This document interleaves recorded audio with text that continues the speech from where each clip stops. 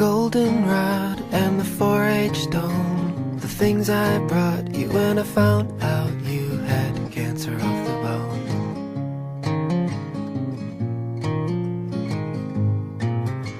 Your father cried on the telephone, and he drove his car into the Navy Yard just to prove that he was sorry.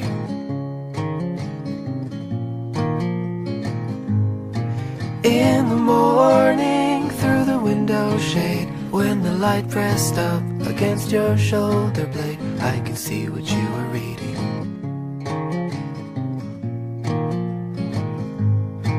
All the glory that the Lord has made, and the complications you could do without, when I kissed you on the mouth.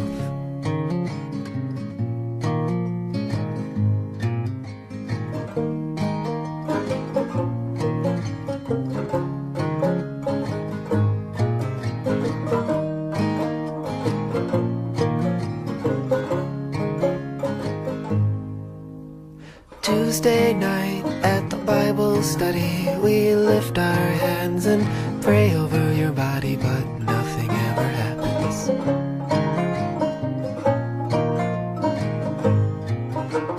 I remember at Michael's house in the living room when you kissed my neck